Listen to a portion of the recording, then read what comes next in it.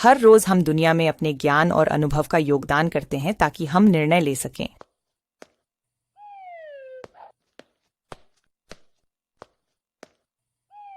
जिसके परिणाम हमें भविष्य के निर्णयों को सूक्ष्मता से समन्वयित करने में मदद करते हैं।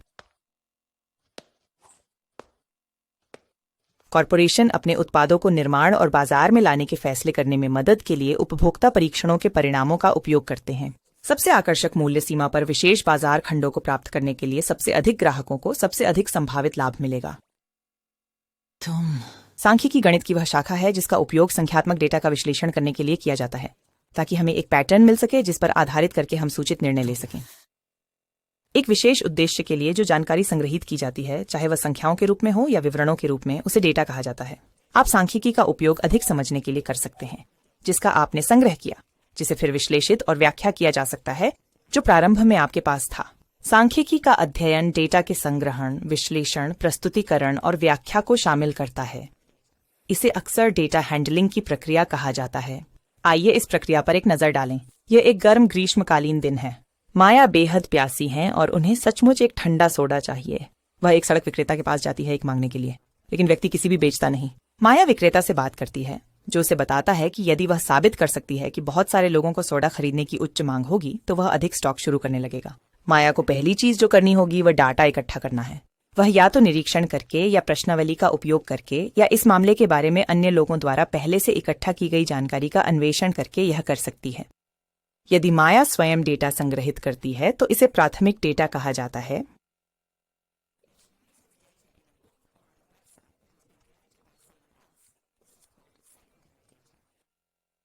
वो फैसला करती है कि विक्रेता द्वारा बेचे जाने वाली सभी चीजों की सूची बनाएं और लोगों से पूछें उन्हें सड़क पर सबसे अधिक रुचि किसमें है। हालांकि वह सड़क पर सभी से पूछने में सक्षम नहीं होगी क्योंकि वहां बहुत सारे लोग हैं। वह एक पेड़ के नीचे छाया में कुछ लोगों को देखती है और सोचती है कि वे उसके लिए सर्वेक्षण को समाप्त करने का आसान तरीका हो सकते हैं, लेकिन फिदेल कहते हैं कि इससे उसका डाटा पक्षपाती हो जाएगा। उसका मतलब है कि यदि माया केवल उन लोगों से डाटा इकट्ठा करती है जो प्यासे या थके हुए दिखते हैं, तो यह सड़क पर बाकी सभी के चाहने का सच्चा प्रतिबिंब नहीं होगा। उसके प्रश्न का ईमानदारी से जवाब देने और सड़क का सबसे सटीक प्रतिनिधित्व प्राप्त करने के लिए माया को लोगों के एक यादृच्छिक नमूने से डाटा इकट्ठा करने की जरूरत होगी। माया के पास अब सभी डाटा है। उसने पूछा था कि लोग विक्रेता से क्या खरीदेंगे और उन्होंने विक्रेता द्वारा बेचे जाने वाले वस्त्रों के बारे में उनका क्या विचार है। वह 1 से 10 के बीच मूल्यांकन कर रहे थे। फिर ने यह जानकारी दर्ज की जाती है कि पूछने वाला व्यक्ति पुरुष है या महिला। वह अब कच्चे डेटा का विश्लेषण करने की जरूरत है, जो जानकारी इकट्ठी की गई है लेकिन इसे किसी भी तरह से बदला नहीं गया है। वह जवाब पाने के लिए जो उसे चाहिए। वह यह देखकर शुरू करती है कि लोग विक्रेता की बिक्री के बारे में क्या सोचते हैं और डेटा को 2 सेट में विभाजित करती है, पुरुष और महिला प्रतिक्रियाओं को। वह ताकि हर इन डेटा सेट के लिए मध्यमांक, बीच का संख्या और बहुलक खोज सकती है। माध्य, मध्यिका और मोड़ को केंद्रीय प्रवृत्ति के मापक कहा जाता है, जो एक औपचारिक तरीका है ये कहने का कि वे आपको डेटा सेट के मध्य या औसत के बारे में बताते हैं। इस मामले में केंद्रीय प्रवृत्ति विक्रेता जो बेचता है उसके बारे में सामान्य भावना होगी। हम माध्य के साथ शुरू करेंगे। इसे खोजने के लिए हम सभी डेटा अंकों को जोड़ते हैं और फिर उत्तर को 10 से विभाजित करते हैं क्योंकि प्रत्येक नमूने में 10 डेटा अंक होते हैं। सुकफिशियंस की LAFTN है 7.5 और महिलाओं के लिए 5.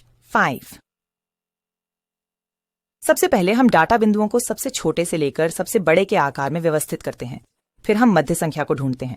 यदि आपके पास समान संख्या में डेटा बिंदु हैं और आप 2 मध्य संख्याओं के साथ खत्म होते हैं तो इन संख्याओं का माध्य ही मध्यांक होता है।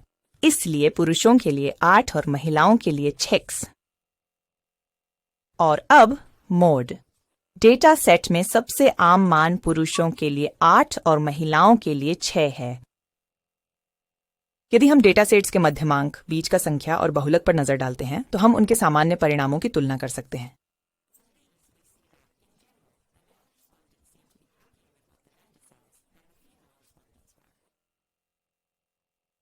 आइए कुछ शब्दावली तेजी से समझते हैं। माया ने विश्लेषण करने और उसे चाहिए जवाब ढूंढने के लिए कच्चा डेटा इकट्ठा किया। इसे अवर्गीकृत डेटा कहते हैं और यह डेटा होता है जिसे वर्गीकृत या उपविभाग नहीं किया गया है। मान लीजिए कि उसने प्रतिक्रिया देने वालों से सोडा के प्रत्येक स्वाद के लिए 1 से 100 के बीच की दर देने को कहा ताकि वह विक्रेता को बता सके कि उसे कौन से स्वाद को स्टॉक करना चाहिए। स्वाद लोकप्रिय है, अलोकप्रिय है या बीच में कहीं है, इसका अनुभव पाने के लिए हमें डेटा बिंदुओं को श्रेणियों में बांटने की आवश्यकता होगी। और फिर परिणामों को उन लोगों में समूहीकृत किया जो एक स्वाद को 1 से 25, 26 से 50 तक मूल्यांकित करते हैं। 21 से 45 और 66 से 100। फिर हम इसे समूहित डेटा कहेंगे। श्रेणियां 1, 25, 26, 50, 21, 75 और 76, 100 को कक्षाएं कहा जाता है। सटीक परिणाम पाने के लिए वर्गों का आकार ठीक ठीक समान होना चाहिए। वर्ग का आकार वर्ग में संभवतः सबसे उच्च और सबसे कम संख्या के बीच का अंतर होता है और इसे वर्गांतराल कहते हैं।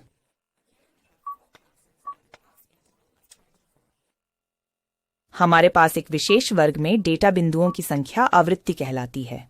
अगर 8 लोगों ने 36 और 100 के बीच क्रीम सोडा को दर्ज किया तो इस कक्ष के लिए 8 आवृत्ति होगी। एक विशेष क्लास के लिए रेंज सबसे उच्च और निम्नतम डेटा बिंदुओं के बीच का अंतर होता है। 26 से 50 के लिए रेंज कम है क्योंकि इस क्लास के सभी रेटिंग लगभग एक ही संख्या के आसपास हैं। उच्च सीमा का अर्थ है कि कक्षा अंतराल में रेटिंग काफी अलग है, जैसा कि हम यहाँ 76 से 100 के लिए देख सकते हैं, जहाँ श्रेणी 100 - 36 बराबर 24 होगी। इस श्रेणी के लिए अधिकतम जो डेटा हमने अब तक चर्चा किया है वह पूरे नंबरों के रूप में है और इसे विशिष्ट डेटा कहा जाता है। विश्लेषिकी आंकड़ा हमेशा पूर्णांक के रूप में होता है। आप किसी का आधा हिस्सा सवाल का उत्तर नहीं दे सकते। कुछ डेटा जैसे वजन या ऊंचाई लगभग किसी भी मान को ले सकते हैं।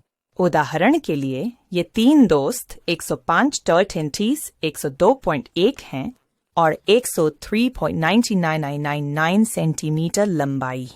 इस प्रकार के डेटा को सतत डेटा कहते हैं क्योंकि यह पूर्ण संख्याओं के प्रति सीमित नहीं है। हालांकि हम आमतौर पर इन जैसे नंबरों को श्रेणियों में समूहित करते हैं ताकि उनके साथ काम करना आसान हो जाए, क्योंकि ऊंचाई में हल्के अंतर महत्वपूर्ण नहीं होते। ठीक है, माया और उसकी सोडा जांच पर वापस। माया के लिए अंतिम कदम उसे अपने डेटा को प्रस्तुत करने और व्याख्या करने के लिए है।